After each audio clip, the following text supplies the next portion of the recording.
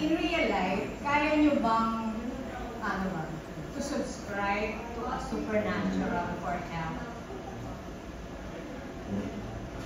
Parang sa kumantong.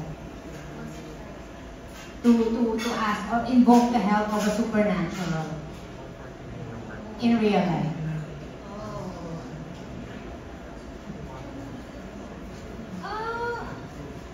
Parang di po pumapasok sa isip ko yan ha. Baka hindi po. Pero pwede po ba akong magkwento? Kasi ganito yan eh. Meron po akong bantay. Never ko pa siya nakita. Pero nakita na po ng mga kaibigan ko, ng ex-boyfriend ko, ng mga nasa, dati po na condo, meron po akong babaeng bantay. I think, mukha po siyang multo. Kasi nakaputi daw po siya. Mahaba buhok po niya. Kasi mahaba lang po talaga buhok ko palagi. Nagpa-cut lang po ako dito sa horror film na ito.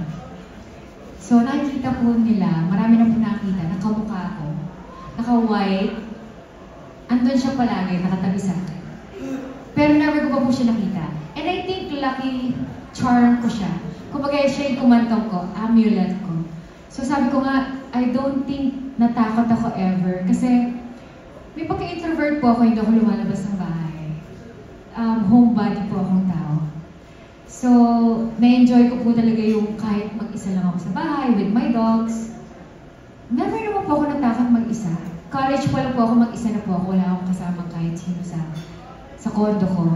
So, sabi ko nga, baka siya nagbabantay sa akin kasi palagi po ako mag-isa. Yun, nakwenta ka lang po. Hindi mo siya nakita pero nararamdaman mo. Dati po ng college po ako, ito po, as in, eksaktong alas 3, nagigising po ako. Eksakto po to As in, walang mintis po. Every morning, 3 in the morning. Hanggang ko po, pumunta na lang ako sa CR, iihiyak po ako. Dead ma. Hindi ko po tatakotin yung sarili ko kasi mag-isa lang po ako. Alam mo yung, minsan, syempre, ano ba nangyayari sa akin? Ba't nagising ako ng alas 3 ng umaga? Pumunta na lang po ako sa CR, tapos pipilitin ko po ulit makabalik sa tulog. Pero I think, dahil sanay po akong mag-isa palagi, alam po yun, inaalis ko sa mind ko na matakot. Ay, sasabihin ko palagi sa sarili ko, nasa mind ko lang to, nasa mind ko lang to. Yeah. Interesting, ano? Yeah. So, pero, sa kondi pa, mga ilang taong ka nung ma-realize mo na yan, batay ka?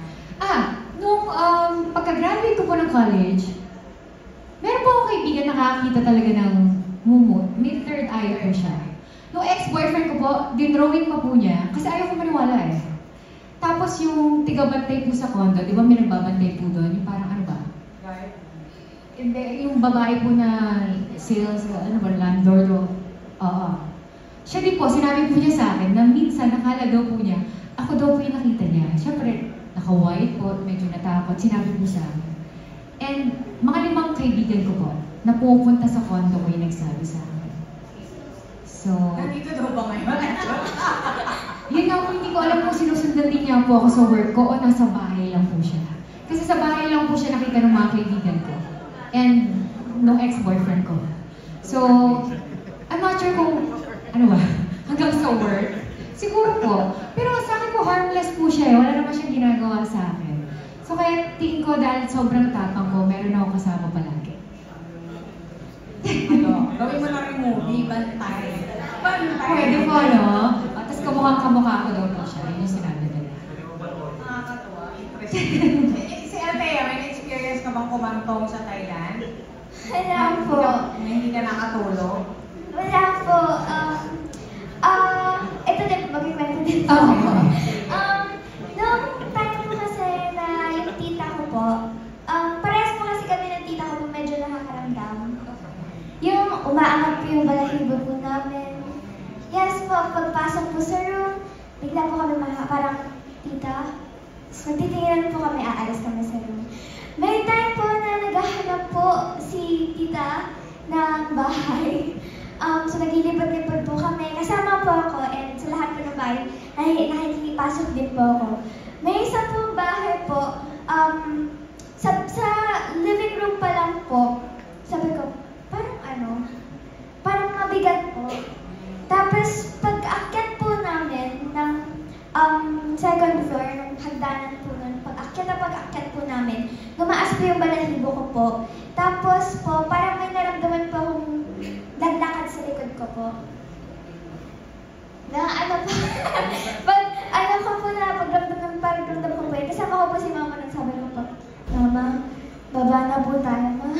Tapos, pababa po kami ng, Our Father na po ako nun. Kaya sobrang natakot po ako. Tapos pagdating ko po sa kotse, sabi ko, Tita, pass. Tita, pass. Hindi po ako pupunta sa bahay mo, Tita, kung dyan ka po tumira. Yeah. Last na last, super. So, nakakaramdam ka, Althea. Hindi mo ba nakikita yung mga naisindi ngayon? Ngayon po, hindi po. Andun po siya sa likod mo po. Joke lang po. Sige na, babay na. Thank you. Joke lang po. Thank you. Ayan, thank you po. Althea, nasaan ba siya ngayon? May third eye ka? Wala po. Wala din. Sino mo may third eye sa inyo? Oo. Para maiwasan ko sa baka masapamahan ko. Ito yung mga may third eye na Oo, nakikita mo. naniniwala din ako dyan. Pag wala kang third eye, hindi mo talaga siya makikita. Ako pa naniniwala ako sa multo. Ikaw. Opo. Ako naniniwala po ako sa multo. Biglang lumamig bigla dito sa iba kami. Okay. Okay, let's move on.